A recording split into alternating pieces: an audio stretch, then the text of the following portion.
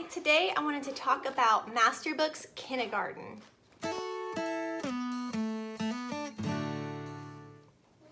Alright, so with Masterbooks Kindergarten, they have two main books. There's the Simple K, and then there is the Math Level K. Masterbooks is like what I would call a true kindergarten. It kind of starts off assuming that they know nothing. So you can do this more maybe even as a preschool if you wanted to start younger. I actually am doing it with my true kindergartner and my soon-to-be 4-year-old because I feel like it's at a place where they can both do it. Some of it's a little easy for maybe my true kindergartner, and then so far it's not been hard at all for my 4-year-old, but I think as we go on, you know, one of them might start moving a little faster while the other one does not, and you know, that's fine. We'll just adjust and go as we need. But I wanted to go ahead and show you a little bit how they are. So there's a quick start guide that just kind of gives you an overview of everything, and then it gives you kind of what they're going to be learning with what week, which is also just kind of an overview if you want to look and see, okay, where are we going to be about 15 weeks in, what are we going to know, and that'll show you. And then let's get to the lessons. All right, so on the first page of each lesson there is a prep page, and it just kind of tells you what you are going to need for that lesson. Then it has, I actually kind of like this. You don't have to do this, but I kind of like this. It like tells you word for word like what to say. So it's kind of like you're reading, but it's more like you're talking. So it's like, say, let's review our colors now, but it actually tells you to say that, which I know seems a little silly, but I kind of like this when it's younger kids because sometimes it's hard to think that simplistic, if that makes sense. Like we take for granted things that you have to learn, like you forget that you had to learn that. So it's nice sometimes for it to be like, this is, and then something that you would just assume we all know, but they may not know because you forget you have to learn that. And I even forget year by year, and especially with different kids, because like my oldest maybe just naturally picked up on it, but maybe the next one didn't. And so it just helps remind you that, oh, there was actually a point when someone told us this. So I kind of like the word for word. And then sometimes obviously I might switch it up or change over and not say that.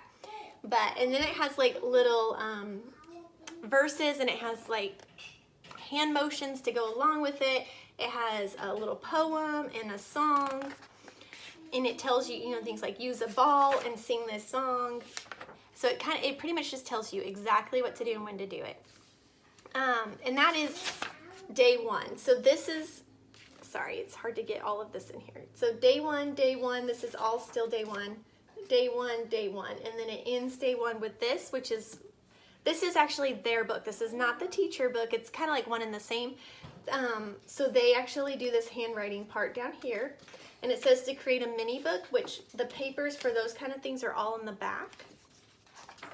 And then you move on to day two. And here we see I cut off, we did this. And then it has just more, day two. And then you're at day three, and we have not done day three. So here's more of day three. And that is it. Then you have lesson two. So each lesson is 1 week, and they're 3-day weeks, which I really like also for the younger age. And they're pretty short and sweet. To do both this and the math, it takes us around half an hour to 45 minutes. Kind of just depends on how long they want to stick with it. One of my kids is done at 45 minutes and runs off and plays, and the other one's like, can I have another coloring page? So I hand in more stuff that's not necessarily in the book, but why not? If they want to, why not? All right, so then the math is set up more like the older kid books, and in the front it has the lesson plan with the times that you accomplished, or it says due date, but I always write the day we did it, and then you can check off. that you did it, which is really nice if you live in a state like Missouri where we're supposed to keep track of when we do things and how many hours. This is an easy way to keep up with that because it's just a matter of checking it off, kind of like keeping rolls. So that's really nice. All right, then begins each lesson with a story. And this book is set up pretty much identical to the older kid books. And then it has, you know, extras or lesson 1, day 1. And so they do their first lesson. And that's still 1. And then there's day 2, day 3, day 4, and day 5. And so this is 5 days, and the other book is only 3 days. But you can easily, I mean, these are super short pages. Like, so let's see here. So day 2 here, they're supposed to trace the circles. And then on the next page, you ask them to like point out which person has on the green apron. So, I mean, it does not take very long, and you could easily add in another day if you want to shorten it down to just 3 days. Or if you want, you could just have a 5-day week and they just only have just that one little page to do, and that also keeps things pretty short and simple. So it's pretty flexible. And that is pretty much all I do for the kindergarten with them so far. And then we have started this kindergarten now through the summer because I wanted to be able to spend some time just focusing on the little 2. And then once we start back with the older 2, they will also sit in with our Bible and history and science like they always do because, you know, they're always around us anyway. So I'm not doing a specific curriculum for them with those, which this kind of covers everything because like the Simple K there, it was talking about rainbows and, you know, talk a little bit about the weather. And so, I mean, kindergarten, it kind of just pulls everything in together. So anyway, we're just doing these 2 books through the summer. And then once school starts back for the older, we will do our full thing again where we like sit down and we all do Bible together and we all do history and we all do science. And then we break off and do separate for English and math and so on, writing, stuff like that, and make it more age appropriate. But anyway, I was hoping this would get me a good head start for the little kids. And then too, if we have a week that's harder with the older kids that I end up spending a lot of time with them and I can't get to the kindergarten for some reason, we'll be well into our books by then, and it won't really matter if they miss a week or something like that. So I really like starting school early.